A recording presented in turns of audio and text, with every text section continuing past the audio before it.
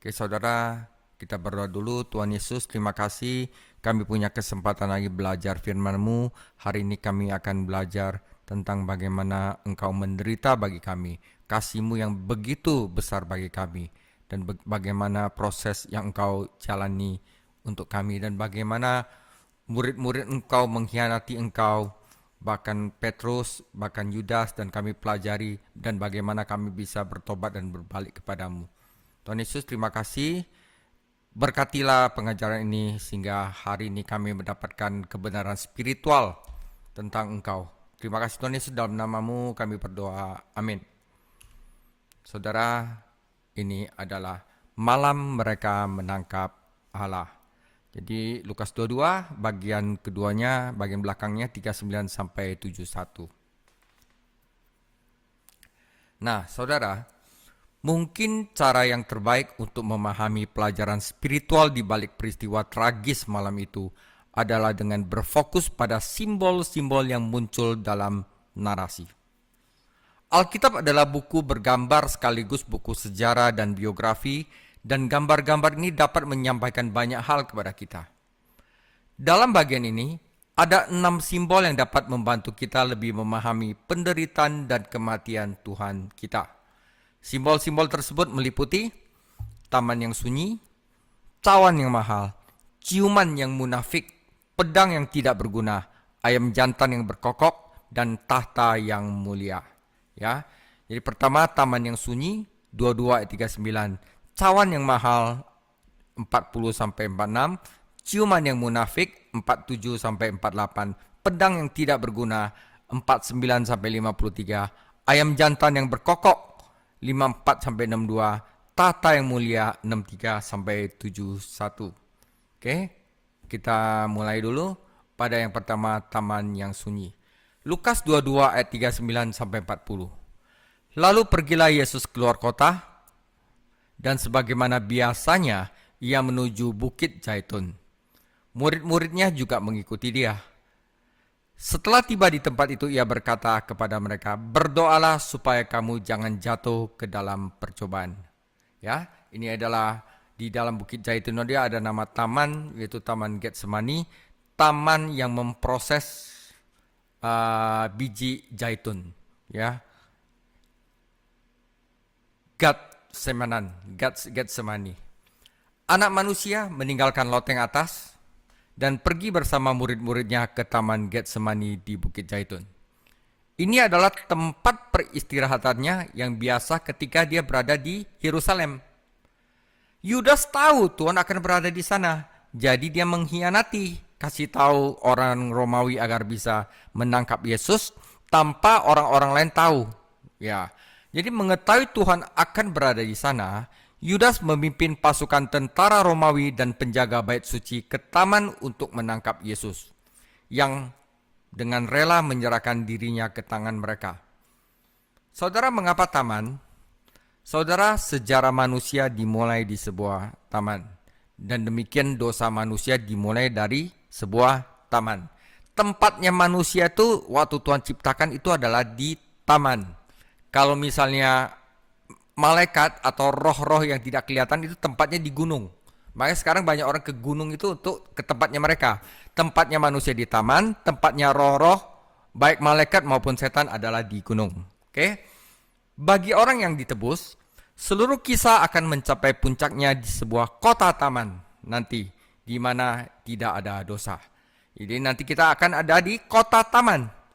Saudara bisa baca Wahyu 21 ayat 1 sampai Wahyu 22 ayat 7. Ya, nanti kita akan berakhir di taman. Nah, tetapi di antara taman tempat manusia berdosa gagal, yaitu Taman Eden, dan nanti taman tempat Allah memerintah, ya, di tengah-tengahnya adalah Taman Getsemani. Taman di mana Yesus menerima cawan dari tangan Bapa. Yohanes memberitahu kita bahwa ketika Yesus pergi ke taman, ia menyeberangi sungai Kidron.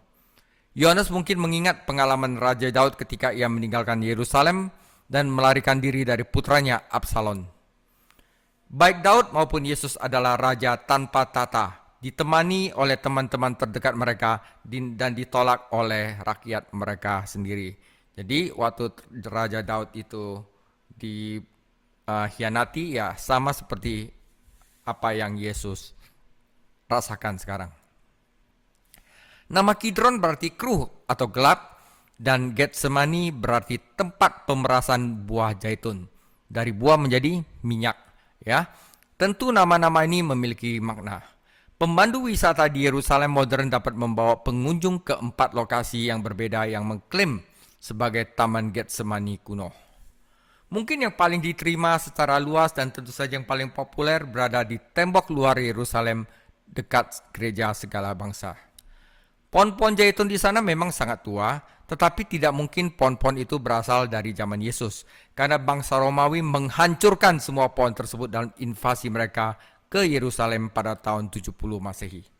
Lokasi geografis Taman Getsemani tidak sepenting pesan spiritual yang kita terima dari apa yang Yesus lakukan di sana ketika ia menerima cawan dari tangan Bapaknya. Adam yang pertama memberontak di Taman Eden sehingga membawa manusia jatuh ke dalam dosa dan kematian di dunia. Tetapi Adam yang terakhir, yaitu Yesus Kristus, tunduk di Taman Getsemani dan membawa kehidupan dan keselamatan kepada semua orang percaya. Itulah tentang taman. Ada maknanya, saudara. Oke, bagian kedua adalah cawan yang mahal. Lukas 22 41 sampai 46. Kemudian ia menjauhkan diri dari mereka kira-kira sepelempar batu jaraknya. Lalu ia berlutut dan berdoa, katanya, "Ya Bapakku, jikalau engkau mau, ambillah cawan ini daripadaku, tetapi bukanlah kehendakku, melainkan kehendak-Mu lah yang terjadi." Maka seorang malaikat dari langit menampakkan diri kepadanya untuk memberi kekuatan kepadanya. Ia sangat ketakutan dan makin bersungguh-sungguh berdoa. Peluhnya menjadi seperti titik-titik darah yang bertetesan ke tanah. Lalu ia bangkit dari doanya dan kembali kepada murid-muridnya, tetapi ia mendapati mereka sedang tidur karena duka cita. Katanya kepada mereka, "Mengapa kamu tidur? Bangunlah dan berdoalah supaya kamu jangan jatuh ke dalam pencobaan." Yang kedua adalah cawan yang mahal. Yesus meninggalkan 8 muridnya di suatu tempat di taman dan membawa Petrus, Yakobus, dan Yohanes bersamanya ke tempat terpencil untuk berdoa. Ini adalah ketiga kalinya ia berbagi peristiwa istimewa kepada 3 orang ini. Yang pertama adalah ketika Yesus membangkitkan putri Yairus dari kematian.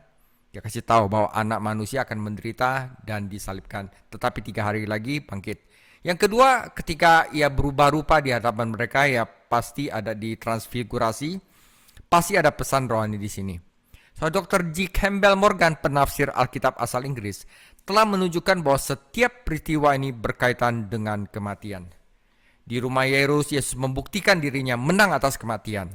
Di Gunung Transfigurasi, ia dimuliakan melalui kematian. Ia, Musa dan Elia sedang membicarakan tentang keluarannya di Yerusalem. Di sini di taman, Yesus menyerahkan diri kepada kematian. Saudara, Yakobus adalah rasul pertama yang meninggal. Yohanes adalah rasul terakhir yang meninggal. Petrus mengalami penganiayaan hebat dan akhirnya disalibkan terbalik. Jadi ketiga pelajaran ini sangat praktis dan memang perlu untuk ketiga murid Yesus yang 3 ini, saudara. Yesus adalah putra Allah dan tahu betul bahwa ia akan dibangkitkan dari kematian. Namun jiwanya mengalami penderitaan hebat saat ia mengantisipasi apa yang akan terjadi di hadapannya. Dalam beberapa jam kemudian, ia akan dihina dan dianiaya serta menderita rasa malu dan sakit di kayu salib. Tetapi lebih dari itu, ia dijadikan dosa bagi kita dan dipisahkan dari Bapaknya. Ia menyebut pengalaman yang khidmat ini sebagai meminum cawan. Ya, jadi kita bisa melihat penggunaan paralel dari gambar ini. Anda bisa lihat apa yang ditulis oleh Perjanjian Lama, Mazmur 73 ayat 10, Mazmur 75 ayat 8, Yesaya 51 ayat 17 dan 22, Yeremia 25 ayat 15 sampai 28. Perbandingan catatan Injil mengungkapkan bahwa Yesus berdoa 3 kali tentang cawan dan kembali tiga kali kepada para murid hanya dengan mendapati mereka tidur. Betapa sedikitnya mereka menyadari ujian dan bahaya yang ada di hadapan mereka. Betapa berartinya bagi Yesus jika ia mendapatkan dukungan doa murid-muridnya saat menghadapi Kalvari. Saudara, tabib Lukas adalah satu-satunya penulis Injil yang menyebutkan keringat Yesus itu seperti tetesan-tetesan darah yang banyak. Penggunaan kata seperti mungkin menunjukkan bahwa keringat itu hanya jatuh ke tanah seperti gumpalan darah. Tetapi ada fenomena fisik langka yang dikenal sebagai hematidrosis, di mana di bawah tekanan emosional yang hebat, pembuluh darah kecil pecah di kelenjar keringat dan menghasilkan campuran darah dan keringat. Adam yang pertama berdosa di taman dan dihukum untuk hidup dengan keringat di dahinya. Yesus, Adam terakhir, menati Bapa di taman dan menaklukkan dosa Adam. Lukas juga satu-satunya penulis yang menyebutkan pelayanan malaikat. Bahkan baik Injil Lukas maupun kitab Kisah Para Rasul memberikan tempat yang menonjol bagi malaikat dalam pekerjaan Tuhan. Malaikat tidak dapat datang untuk mati karena dosa-dosa kita, tetapi mereka dapat untuk menguatkan juru selamat kita saat ia dengan berani menerima cawan yang mahal dari tangan Bapanya. Dr. Josh Morrison berkata, setiap kehidupan memiliki Getsemani-nya, dan setiap Getsemani memiliki malaikatnya. Betapa besar dorongan semangat bagi umat Allah ketika mereka bergumul dan berdoa tentang keputusan-keputusan yang sulit dan mahal. Yang ketiga adalah ciuman yang munafik, saudara. Ya, Lukas 22 ayat 47 sampai 48. Waktu Yesus masih berbicara, datanglah serombongan orang. Sedang muridnya yang bernama Yudas, seorang dari ke-12 murid itu, berjalan di depan mereka. Yudas mendekati Yesus untuk menciumnya. Maka kata Yesus kepadanya, "Hai Yudas, engkau mencerahkan anak manusia dengan ciuman." Saudara, ini adalah ciuman yang paling rendah, pengkhianatan yang paling rendah. Kenapa? Ya, kita akan lihat ya. Seorang mendefinisikan ciuman itu sebagai kontraksi mulut karena pembesaran hati. Tetapi tidak semua ciuman lahir dari hati yang penuh kasih. Karena ciuman itu juga bisa bersifat menipu. Dalam kasus Yudas, ciumannya adalah bentuk kemunafikan dan pengkhianatan yang paling rendah, saudara. Pada masa itu, sudah menjadi kebiasaan bagi para murid untuk menyapa guru mereka dengan ciuman penuh kasih dan penuh hormat. Tetapi Yudas menggunakan ciuman itu sebagai tanda untuk memberitahu petugas yang menangkap siapa Yesus. Yesus telah mengajar di bait suci hari demi hari, namun para penjaga bait suci tidak dapat mengenalinya. Kehadiran sekelompok besar tentara bersenjata menunjukkan betapa sedikit pengetahuan Yudas tentang Tuhan Yesus. Apakah ia berpikir bahwa Yesus akan mencoba melarikan diri atau bersembunyi di suatu tempat di taman? Yudas pasti mengharapkan Yesus dan para murid untuk melawan penangkapan. Jika tidak, ia tidak akan meminta bantuan sebanyak itu tentara. Mungkin ia takut Yesus akan melakukan mujizat, tetapi bahkan jika melakukannya, apa yang dapat dilakukan sekelompok orang bersenjata itu melawan kuasa Allah yang Maha Kuasa? Yudas adalah orang yang licik. Ia adalah seorang pendusta seperti bapaknya setan yang telah masuk ke dalam dirinya. Ia menajiskan hampir semua yang disentuhnya. Namanya sebenarnya Yehuda. Yudas itu sebenarnya dari kata Yehuda yang arti pujian. Kelompok murid, hadiah yang diberikan oleh Kristus, dan ciuman itu. Ya. Dia menajiskan namanya, dia menajiskan murid-muridnya, menajiskan bahwa ia pun diberikan hadiah, diberikan Yesus yaitu cuci kakinya. Dan dia menajiskan ciuman itu. Ia bahkan menerobos masuk ke pertemuan doa pribadi, menajiskan dengan kehadirannya, dan mengkhianati juru selamat dengan sebuah ciuman. Saudara, Amsal 27:6, luka yang diberikan oleh sahabat adalah setia, tetapi ciuman musuh adalah tipu daya. Yang keempat, saudara, ya, pedang yang tidak berguna. Lukas 22:49-53. Ketika mereka yang bersama-sama dengan Yesus melihat apa yang akan terjadi, berkatalah mereka, "Tuhan, mestikah kami menyerang mereka dengan pedang?" Dan seorang dari mereka, yaitu Petrus, menyerang hamba imam besar sehingga putus telinga kanannya. Tetapi Yesus berkata, "Sudahlah itu." Lalu ia menjamah telinga orang itu dan menyembuhkannya. Maka Yesus berkata kepada imam-imam kepala dan kepala pengawal bait Allah serta tua-tua yang datang untuk menangkap dia. Katanya, "Sangkamu aku ini penyamun, maka kamu datang lengkap dengan pedang dan pentung. Padahal tiap-tiap hari aku ada di tengah-tengah kamu di bait Allah, dan kamu tidak menangkap aku. Tetapi inilah saat kamu dan inilah kuasa kegelapan itu. Mereka tidak mau nangkap Yesus di bait Allah, takut orang-orang berontak.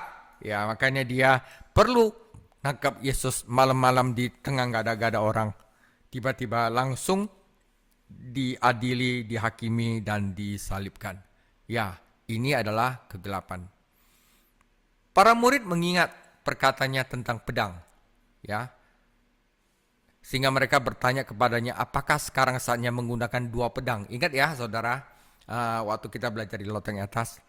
Tanpa menunggu jawaban, Petrus bergegas maju dan menyerang seorang pria yang bernama Malkus, seorang pelayan imam besar. Mengapa Petrus melakukan ini? Pertama, ia harus membuktikan kata-kata sombong yang telah diucapkan di ruang atas. Tuhan, kalau misalnya kamu ada apa-apa, saya akan maju duluan, saya akan memberikan nyawanya untuk Tuhan. Ya kan? Dan lagi dalam perjalanan ke kedalaman Getsemani. Petrus telah tidur ketika seharusnya berdoa, berbicara ketika seharusnya mendengarkan, dan membual ketika seharusnya takut. Sekarang ia bertarung ketika seharusnya menyerah. Petrus melakukan sejumlah kesalahan serius ketika ia menyerang Malkus dengan pedangnya. Pertama-tama Petrus melawan musuh yang salah dengan senjata yang salah. Musuh kita bukanlah darah dan daging, dan mereka tidak dapat dikalahkan dengan senjata biasa. Dalam pencobaan di padang gurun, Yesus mengalahkan setan dengan firman Tuhan, dan itulah senjata yang harus kita gunakan. Petrus juga menunjukkan sikap yang salah dan mempercayai energi yang salah. Sementara Yesus menyerah, Petrus sibuk menyatakan perang, dan dia bergantung pada kekuatan manusia. Pendekatannya terhadap situasi tersebut sama sekali tidak seperti Yesus Kristus, dan menjadi peringatan yang baik bagi kita hari ini. Dunia yang hilang mungkin bertindak seperti ini, tetapi bukan seperti itu seharusnya hamba-hamba Allah bertindak. Itulah cara Yesus bertindak dalam kasih karunia ketika orang lain bertindak dalam kejahatan. Ia menunjukkan kasih karunia kepada Petrus dengan menegur dosa kesombongannya dan memperbaiki kerusakan yang telah dilakukannya. Ia menunjukkan kasih karunia kepada Malkus, seorang hamba yang rendah hati, dengan menyembuhkan telinganya. Dan ia menunjukkan kasih karunia kepada seluruh dunia dengan rela menyerahkan dirinya kepada orang banyak dan pergi ke Kalvari. Ia datang bukan untuk menghakimi, melainkan untuk menyelamatkan. Mujizat terakhir Tuhan kita sebelum disalib bukanlah hal besar dan mencolok yang menarik perhatian. Kemungkinan besar, sangat sedikit orang yang hadir malam itu yang tahu apa yang dilakukan Petrus dan Yesus. Yesus bisa saja memanggil 12 legiun malaikat. Satu legiun itu 6.000 tentara, saudara. Jadi kalau misalnya 12 legiun itu 72.000 tentara.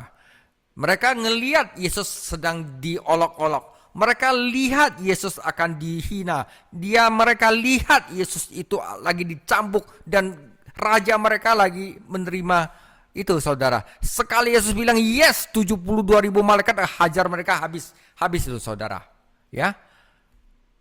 Untuk masing-masing dari 11 murid dan 1 untuk dirinya sendiri. Tetapi Yesus tidak melakukannya.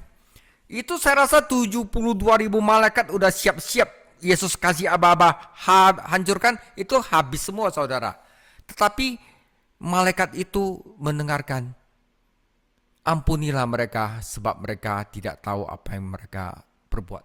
Saya rasa 72.000 malaikat itu nangis sekali di surga, saudara. Melihat keagungan dan kemuliaan Tuhan Yesus. Jadi bukan melakukan tindakan spektakuler. Yesus dengan penuh kasih menyembuhkan telinga seorang hamba yang tidak dikenal dan kemudian menyerahkan tangannya untuk diikat. Kita masing-masing harus memutuskan apakah kita mau hidup munafik seperti Yudas atau ceroboh seperti Petrus, sok tahu maksudnya, atau kita menyerahkan diri kepada kehendak sempurna Tuhan seperti Yesus. Ya kan? Akankah kita memilih ciuman, pedang, atau cawan? Oke, saudara. Bagian ke-5, ayam jantan yang berkokok. Lukas 22 ayat 54 sampai 62. Lalu Yesus ditangkap dan dibawa dari tempat itu, langsung digiring ke rumah imam besar, dan Petrus mengikut dari jauh. Di tengah-tengah halaman rumah orang itu, di tengah halaman rumah itu orang memasang api dan mereka duduk mengelilinginya. Petrus juga duduk di tengah-tengah mereka. Seorang hamba perempuan melihat dia duduk dekat api, ia ngamatinya lalu berkata, juga orang ini bersama-sama dengan dia. Tetapi Petrus menyangkal, katanya, bukan, aku tidak kenal dia. Tidak berapa lama kemudian seorang lain melihat dia lalu berkata, engkau juga seorang dari mereka. Tetapi Petrus berkata, bukan, aku tidak. Kira-kira sejam kemudian seorang lain berkata dengan tegas, sungguh orang ini juga bersama-sama dengan dia, sebab ia juga orang Galilea. Tetapi Petrus berkata, bukan, aku tidak tahu apa yang engkau katakan. Seketika itu juga, sementara ia berkata, berkokoklah ayam. Lalu berpalinglah Tuhan Yesus yang sedang disiksa, yang sedang ditanyain, yang lagi dihina, memandang Petrus. Maka teringatlah Petrus bahwa Tuhan telah berkata kepadanya, sebelum ayam berkokok pada hari ini, engkau telah 3 kali menyangkal aku. Wah, serem kali ya Petrus lihat gini. Lalu ia pergi keluar menangis dengan sedihnya. Saudara, Tuhan kita mengalami 6 pengadilan berbeda sebelum ia dijatuhi hukuman disalibkan. 3 di hadapan orang Yahudi dan 3 di hadapan otoritas Romawi. Pertama, ia dibawa ke Anas, mantan imam besar yang berpengaruh di bangsa itu dan mempertanyakan gelarnya. Anas mengirim Yesus kepada Kayafas, menantunya, yang merupakan imam besar resmi sekarang. Akhirnya saat fajar ia diadili di depan Sanhedrin, yaitu perkumpulan orang Farisi ya, dan dinyatakan bersalah. Tetapi orang Yahudi tidak memiliki hak untuk menjatuhkan hukuman mati. Jadi mereka harus bawa Yesus ke otoritas Romawi untuk bisa dihukum salib. Pertama mereka membawanya kepada Pilatus yang mencoba menghindari keputusannya dan mengirimnya kepada Herodes, yang kemudian mengirimnya kembali kepada Pilatus. Ketika Pilatus menyadari bahwa ia tidak dapat menghindari pengambilan keputusan, ia cuci tangan, ia memberikan kepada Sanhedrin apa yang mereka minta dan menghukum Yesus untuk mati di kayu salib Romawi. Pada pengadilan Yahudi kedua, yaitu di hadapan Kayafas, Petrus itu yang di halaman istana menyangkal Tuhannya 3 kali. Saudara, bagaimana hal itu terjadi? Pertama-tama Petrus itu nggak dengar, dia ceroboh pakai kekuatan sendiri, saudara. Memang dia berani bodoh gitu loh. Petrus tidak menganggap serius apa yang dikatakan Tuhan, dan ia juga tidak berjaga-jaga dan berdoa seperti yang diperintahkan Tuhan di Taman Getsemani. Kepo dia, saudara. Terlepas dari keberanian dan semangatnya, Rasul Petrus sama sekali tidak siap menghadapi serangan setan. Yesus dibawa keluar dari Taman Getsemani dan Petrus mengikuti dari jauh. Ini adalah langkah selanjutnya menuju kekalahannya. Terlepas dari semua khotbah yang telah disampaikan mengenai teks ini, yang mengkritiknya karena berjalan dari jauh, Petrus sama sekali tidak dimaksudkan untuk mengikuti. Para domba itu harusnya berpencar kemudian bertemu Yesus di Galilea. Bahkan ketika ia ditangkap, Yesus berkata kepada para penjaga, biarkanlah murid-murid ini pergi. Ya, itu adalah suatu perintah jelas. Yesus berkata, karena firman Tuhan, apa yang Yesus katakan adalah firman Tuhan. Udah, biarin murid-muridnya pergi, jangan ikutin. Itu sebuah isyarat yang jelas bahwa murid-muridnya tidak boleh mengikutinya. Petrus dan Yohanes mengikuti kerumunan itu dan masuk ke halaman rumah Kayafas. Malam itu dingin, meskipun Yesus itu berkeringat. Petrus mula-mula berdiri di dekat api dan kemudian duduk bersama para pelayan dan perwira. Duduk di sana di wilayah musuh, Petrus jadi sasaran empuk. Sementara ia hanya memikirkan kenyamanannya sendiri, gurunya sedang dianiaya oleh para tentara. Pertama, salah satu pelayan perempuan imam besar menantang Petrus. Perempuan ini menuduh Petrus bersama Yesus dan menjadi salah satu muridnya. Petrus berbohong dan berkata, perempuan, aku bukan salah satu muridnya, aku tidak mengenal dia, aku tidak tahu apa yang kau bicarakan. Ia meninggalkan api, pergi ke serambi. Dan ayam jantan berkokok untuk pertama kalinya. Hal ini seharusnya sudah menjadi cukup peringatan bagi dia untuk pergi, tetapi dia tetap tinggal. Petrus tidak dapat menghindari perhatian dan seorang pelayan perempuannya memberitahu orang-orang yang di sekitar. Orang ini bersama Yesus dari Nazaret, dia adalah salah satu dari mereka. Untuk kedua kalinya, Petrus berbohong dan berkata, aku tidak mengenal orang itu. Orang-orang ada di sekitar tidak yakin, terutama ketika salah satu kerabat Malkus muncul dan bertanya, bukankah aku melihatmu di taman bersama dengan dia?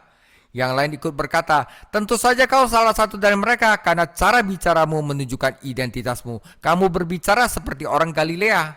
Ya, karena orang Galilea itu memiliki dialek yang khas. Pada saat itu Petrus bersumpah dan berkata, aku tidak mengenal orang itu. Aku tidak tahu apa yang kau bicarakan. Saat itulah ayam jantan berkokok untuk kedua kalinya dan nubuat Tuhan Yesus digenapi. Pada saat itu, Yesus yang sedang dibawa ke pengenalan berikutnya menoleh dan memandang Petrus. Dan pandangannya itu serem sekali. Pandangan itu menghancurkan hati Petrus. Pandangan penuh kasih, tapi mengingatkan Petrus bahwa dia telah menyangkal gurunya 3 kali.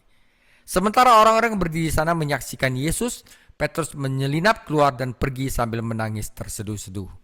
Patut dipuji bahwa Petrus hanya perlu memandangnya untuk membawanya ke tempat pertobatan.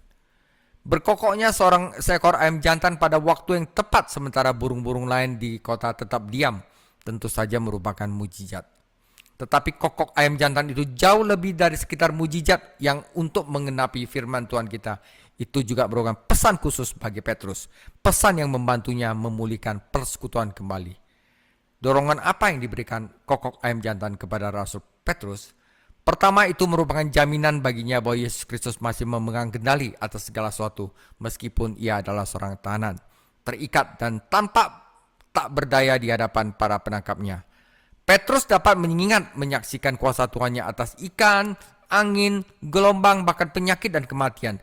Betapapun gelapnya saat itu bagi Petrus, Yesus tetap memegang kendali. Kedua, kokok ayam jantan meyakinkan Petrus bahwa ia dapat diampuni. Petrus tidak memperhatikan firman Tuhan dengan seksama. Ia berdebat dengannya, tidak menatinya, kepo, bahkan mendahulunya. Tetapi sekarang ia mengingat firman Tuhan dan ini memberinya harapan. Mengapa? Karena bersama dengan peringatan itu juga ada janji pemulihan.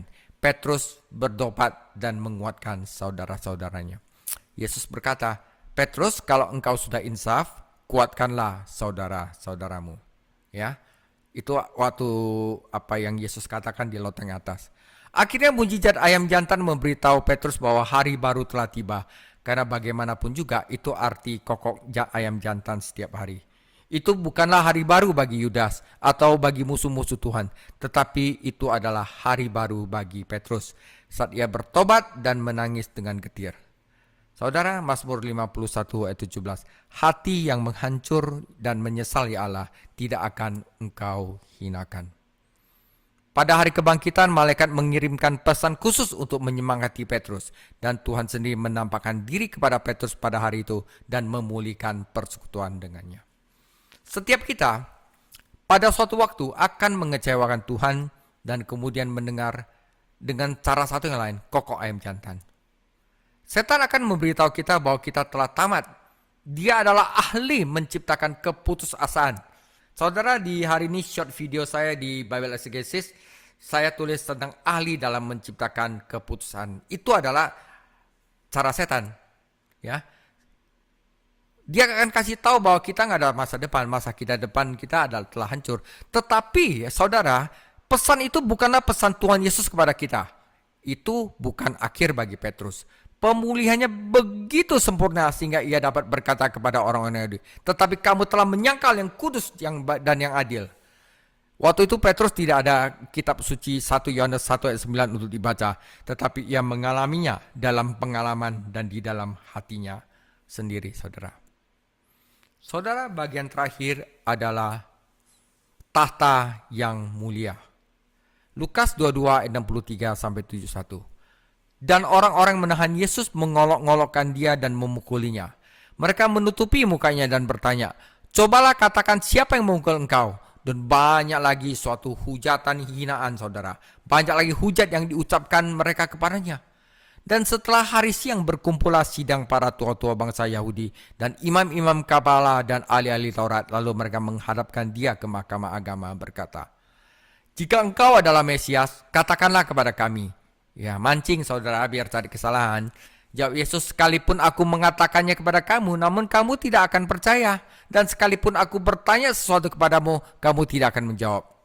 Mulai sekarang, anak manusia sudah duduk di sebelah kanan Allah yang Maha Kuasa. Tata yang mulia itu sendiri. Kata mereka semua, kalau begitu engkau ini anak Allah. Jawab Yesus, kamu sendiri mengatakan bahwa akulah anak Allah. Lalu kata mereka, untuk apa kita perlu orang saksi lagi? Kita telah mendengarnya dari mulutnya sendiri. Saudara, atas dasar inilah Yesus dibawa ke orang Romawi untuk disalibkan. Mengaku sebagai anak Allah, saudara. Ya, gelap sekali ya, orang-orang licik sekali, saudara. Ya, saudara, tata yang mulia.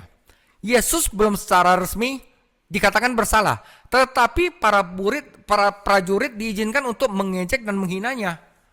Di sini mereka mengejek klaimnya sebagai seorang nabi, kemudian mereka akan mengejek klaimnya sebagai seorang raja.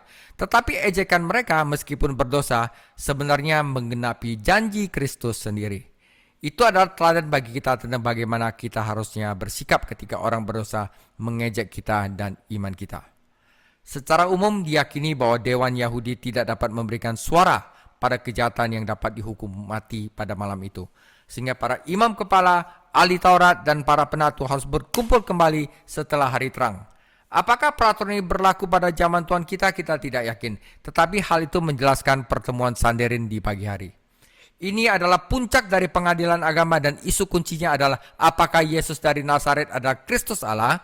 Mereka yakin klaim-klaimnya salah dan bahwa ia bersalah atas penghujatan dan hukuman penghujatan adalah kematian. Yesus mengetahui hati para penuduhnya, ketidakpercayaan mereka dan ketidakjujuran intelektual mereka. Percuma saja dia bertobat, berkhotbah atau berdebat. Mereka menolak bukti yang telah ia berikan kepada mereka dan kebenaran lebih lanjut hanya meningkatkan tanggung jawab dan penghakiman mereka. Tuhan kita menyebut dirinya anak manusia, sebuah gelar mesianik yang terdapat dalam Daniel 7 ayat 13-14. Ia juga mengklaim memiliki hak untuk duduk di sebelah kanan tata Allah, tata yang mulia. Sebuah rujukan yang jelas pada Mazmur 110 ayat 1, sebuah ayat mesianik lainnya. Ayat ini dia kutip sebelumnya pada hari Minggu itu dalam debatnya dengan para pemimpin agama. Yesus melihat melampaui penderitaan salib akan menuju kemuliaan tata. Bahwa Tuhan kita duduk di sebelah kanan Bapa adalah kebenaran yang sering diulang dalam perjanjian baru. Itu adalah tempat kehormatan, tempat otoritas, tempat kuasa. Dan dengan mengklaim kehormatan ini, Yesus telah mengklaim dirinya sebagai Allah. Hanya Lukas yang mencatat pertanyaan langsung dalam Lukas 22 ayat 70. Dan jawaban langsung Tuhan kita secara harafiah adalah, engkau yang berkata bahwa akulah dia. Mereka akan menggunakan kesaksian ini yang kemudian membawa kesaksian ini kepada Pilatus. Beberapa teolog liberal mengatakan bahwa Yesus tidak pernah mengaku sebagai Tuhan. Dan kita bertanya-tanya apa yang mereka lakukan dengan persidangan resmi ini. Para pemimpin agama Yahudi tahu apa yang Yesus bicarakan. Dan inilah mereka menghukumnya karena penghujatan. Saudara, 6 gambar ini luar biasa kan? Ya udah, sebagai penutup, sekarang persidangan agama telah berakhir. Dari penangkapan sampai persidangan agama telah berakhir. Langkah selanjutnya adalah mengadilinya, penghukuman, saudara, secara sipil dan meyakinkan gubernur Romawi bahwa Yesus dari Nazaret adalah penjahat yang pantas dihukum mati. Anak Allah harus disalibkan dan hanya orang Romawi yang dapat melakukan itu. Mengacu pada otoritas Yahudi, William Stucker menulis dalam bukunya The Trial and Death of Jesus Christ, dan dia tulis begini. Dapat dikatakan bahwa mereka hidup menurut terang mereka, tetapi terang yang ada di dalam mereka adalah kegelapan. Saudara, ditulis oleh Matthew Henry, komentator Alkitab terkenal, tidak ada yang lebih buta daripada mereka yang tidak mau melihat. Saudara, ini adalah ayat buat kita, Yohanes 12 ayat 36. Percayalah kepada terang itu, selama terang itu ada padamu, supaya kamu menjadi anak-anak terang. Tuhan Yesus memberkati. Kita lanjutkan cerita kita tentang Yesus adalah dihukum dan disalibkan. Lukas 23.